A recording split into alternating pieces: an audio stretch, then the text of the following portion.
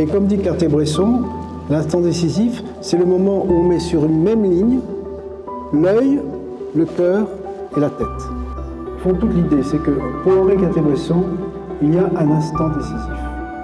Il y a un instant où tout se met en place dans l'espace. Tout est parfaitement cadré, parfaitement ordonné. C'est l'instant décisif.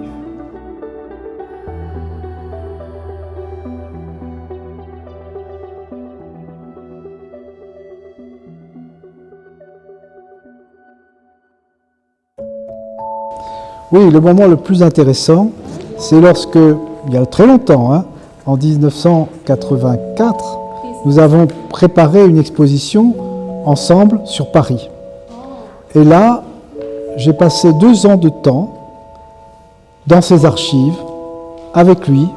On se voyait tous les 15 jours et on sélectionnait des images sur Paris.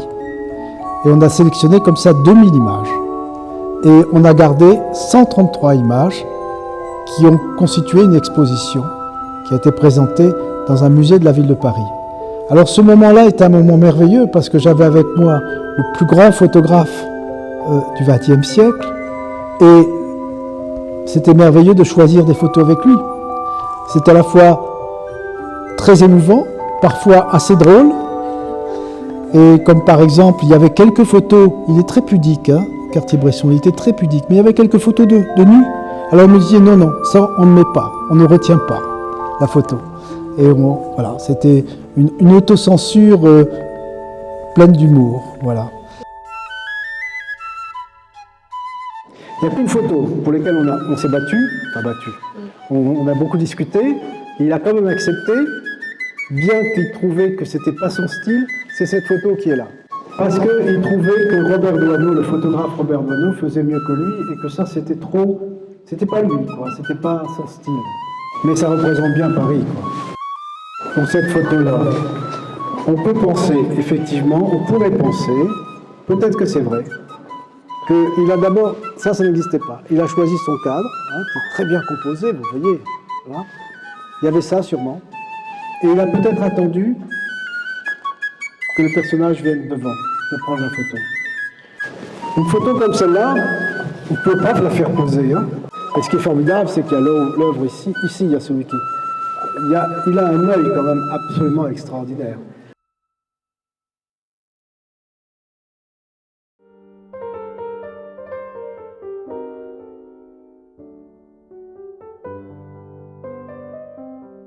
La photographie, c'est vraiment un médium très particulier et ça exige à la fois un bon œil et ça exige aussi une grande culture. Le propre d'un festival, c'est de permettre des rencontres et en particulier ce festival, des rencontres internationales. Dans ce festival, il y a des artistes espagnols, coréens, chinois bien sûr, français. Et je pense que ça, c'est très important parce que c'est un dialogue entre différentes cultures. J'ai découvert aussi Chengdu, qui est une ville que j'aime beaucoup, et je dois dire que je me sens très bien ici. C'est une ville qui change très rapidement, c'est une ville très dynamique, et c'est vrai que j'ai beaucoup de plaisir à être à Chengdu, il y a beaucoup de musées. C'est une ville, je crois, qui va devenir très écologique, et aussi, j'espère, qu'il va devenir, grâce au Festival international de la photographie, une grande capitale de la photographie.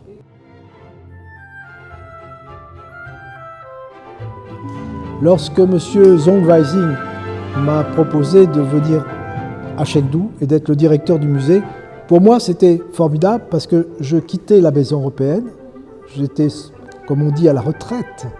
Et d'un seul coup, on me proposait de revivre ce que j'avais vécu quand j'ai créé la Maison européenne de la photo.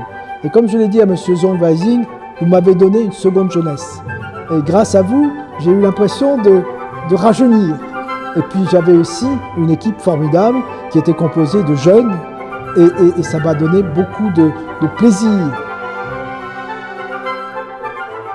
Depuis que je suis à Chengdu, bien sûr j'ai rencontré des photographes chinois.